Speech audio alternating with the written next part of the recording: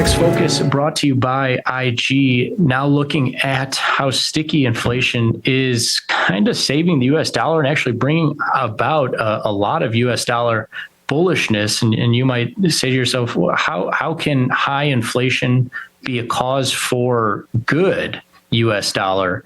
I mean, if inflation's high, then the US dollars in my pocket are worth less. But keep in mind that that's worth less to the goods and services you might be buying in the US. But the sticky inflation we've been seeing in the US has actually been quite good for the value of your US dollars relative to goods and services in the Euro area or in Japan, especially, as we'll get into in just a second. But first, let's look at exactly what I'm talking about when I say sticky inflation, and then we'll get to the effects on that US dollar.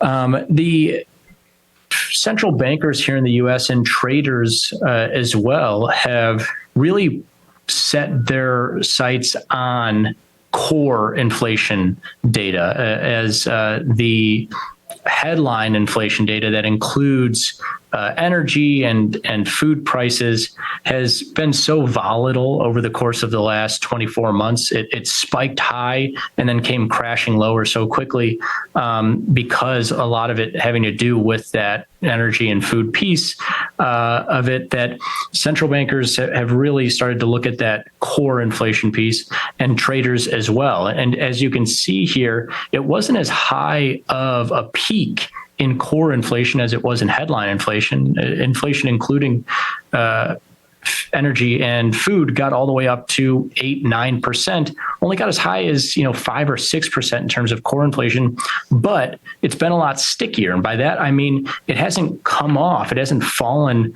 nearly as quickly. And the expectation here this month for core inflation was 4.1%. And it came in right at that value, again, showing its stickiness, not falling to 4 even or 3.9 or 3.8%. So that's what we mean by this stickiness. And when this number came out, you saw US dollar rally more than 50 pips against the euro. As the euro was set to have a pretty positive week here, it bounced back from its lows right under 108, as you can see from the end of last week, and had gotten all the way up above 109, and has now fallen back to split the difference there about between 108 and 109 as, like I say, that stickiness of inflation has really been a reason for US dollar bullishness, especially when we saw euro area inflation come in a little bit lower this month. And that correlates to potentially lower interest rates in the euro area, and U.S. inflation being stickier, higher interest rates potentially in the U.S. And that, of course, drives a lot of demand for a currency, a higher interest rate. But again, it's not a matter of high inflation driving US dollar higher, US interest rates higher. It's really become more of a time component here. And that's what Fed Chair Powell has talked about being worried about, and the reason for hiking interest rates to now 5.5% and potentially higher here still is not that he needs the real interest rate to be positive. It already is positive, right? I mean, inflation around 4%, interest rates around 5.5%.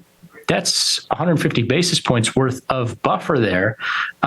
What he really is looking at is, again, the stickiness here, but to go a little bit further, how long is it going to take for inflation to get down to 2%? Because it's headed in the right direction, yes, but if it becomes a year from now, let's say, and it's August 2024, and inflation is still coming in around 4%, that's a problem. They want that thing down to 2%. You see prior to 2021, how well of a job they can do to keep that thing really glued between 1% and 2%, their target there. And as you can see, it hasn't been a case of inflation spiked in 2021 and then came back lower very quickly. It continued higher, and has really been a slow stair step lower. And at this pace, could be higher than 2% for the next year plus. And so that's what we mean by stickiness, and why the Fed here in the US has been so aggressive on interest rates and holding them higher.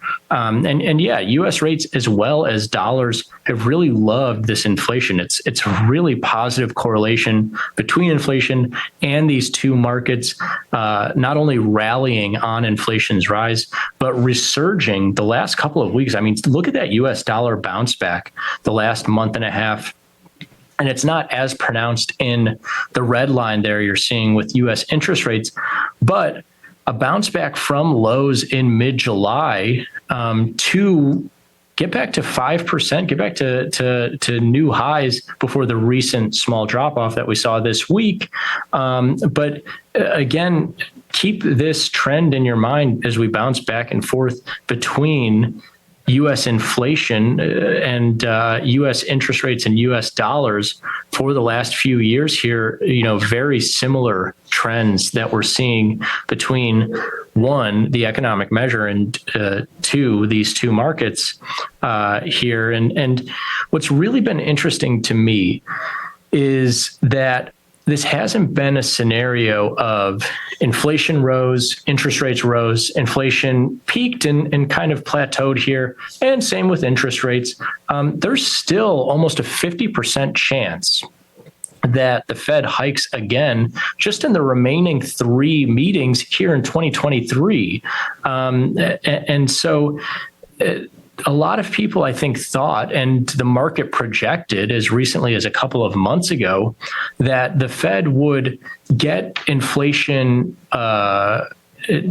handled and see that inflation was trending lower, and then trend interest rates lower as well, or at least stop hiking. But now you're seeing a little bit of a resurgence of interest rate projections higher, even though inflation isn't necessarily screaming higher. It's just staying stuck around 4% and change.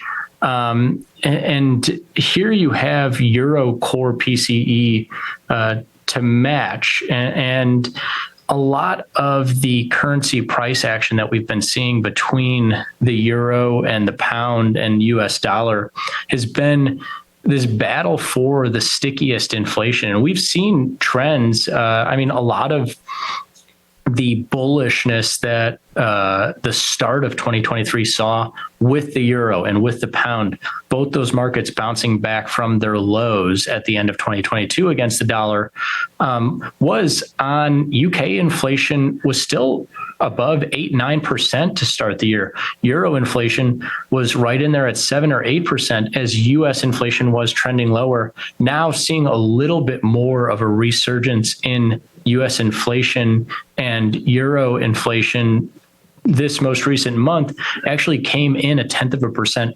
lower than expectation. And so you're seeing this classic,